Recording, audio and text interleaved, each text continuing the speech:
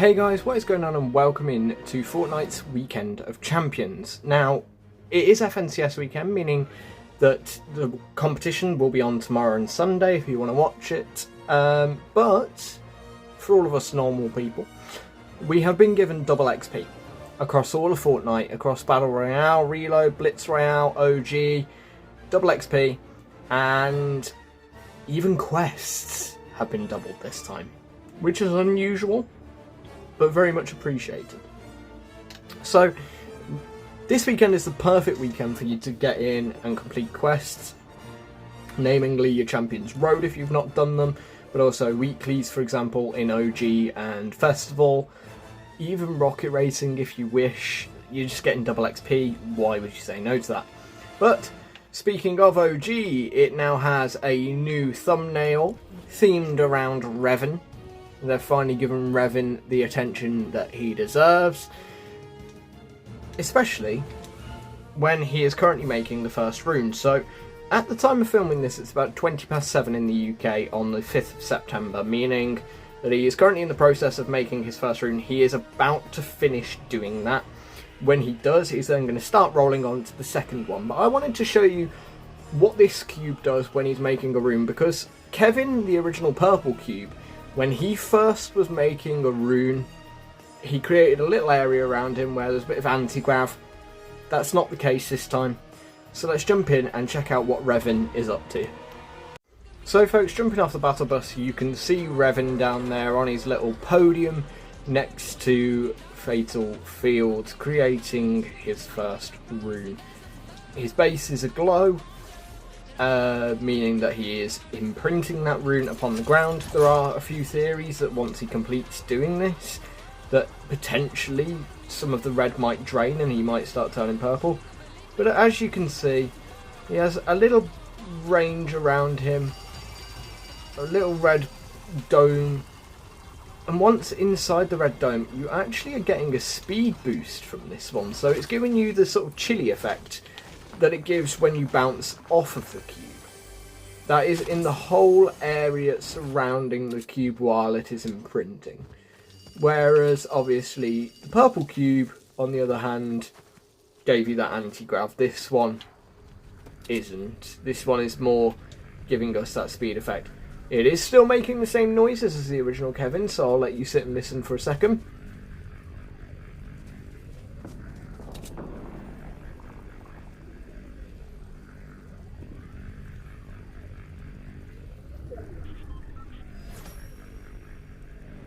But there it is, the mysterious cube itself. It's quite fun to look at the red cube, I must say.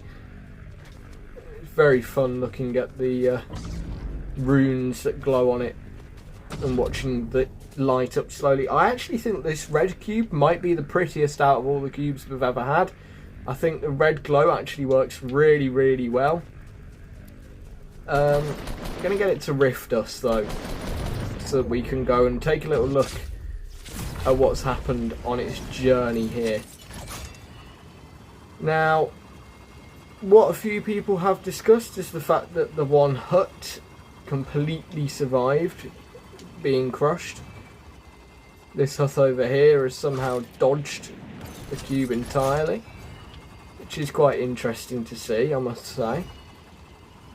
But all in all, the path that Kevin, or should I say Revin, has taken was basically the same as Kevin did.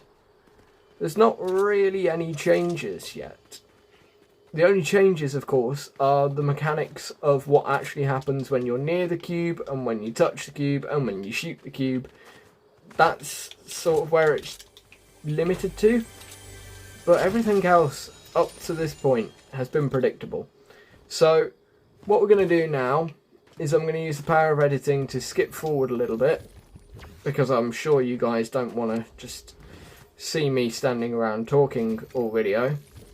And we'll skip forward to when the cube rolls and leaves the first rune behind. Then we can obviously have a little look at the rune, potentially compare it with the original rune from Kevin, and we can have a discussion about what is coming next with the cube. So let's fast forward, shall we? So folks, the time has just turned 8:02 PM here in the UK, which is 3:02 Eastern Time, meaning that the cube is about to roll for the first time on its journey towards Rune 2. Here we are. Roll number 43. Now, the cube is now going to begin its slow journey towards Rune number 2. Not only that, Rune number 1 is now imprinted here. I need to try and keep myself alive, but yeah, so it does appear as though the area of effect is still here, which is unusual. The rune is now embedded in there. The cube is now in such a position where you can actually get underneath it, which is quite cool. It will be there for an hour and 2 minutes. So now that it has made that first rune, the cube will speed up, meaning that every single roll now is every 1 hour, 2 minutes and 30 seconds. So what does that mean in terms of the next leg of its journey? Well, the first leg of its journey took 42 rolls, just like Kevin did way back in 2018. That we have just witnessed then was roll number 43.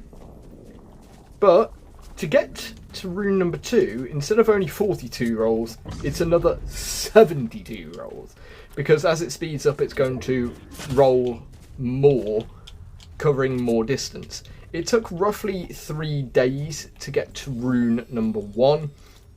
It was then there for just over a day while it was printing the rune. And then by the time it reaches rune 3, I believe that is going to take another 4 days from now. In fact, very specifically, it is 10 PM on the 8th of September. So it's about it's just over 3 days. It's not going to be at 7 o'clock this time, it's going to be 10 o'clock, aka 5 o'clock for those of you on Eastern Time. So we've got a bit of a journey now to that second rune.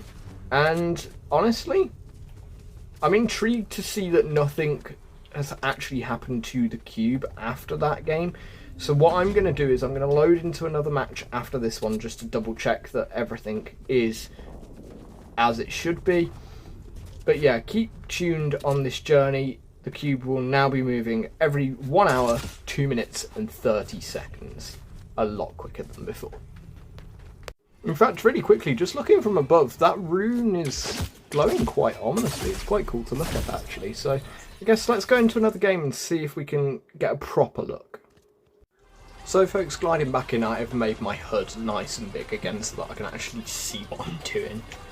It's interesting that they have kept the speedy field, but we do have this beautiful, beautiful red rune down here now, which is honestly quite cool to see.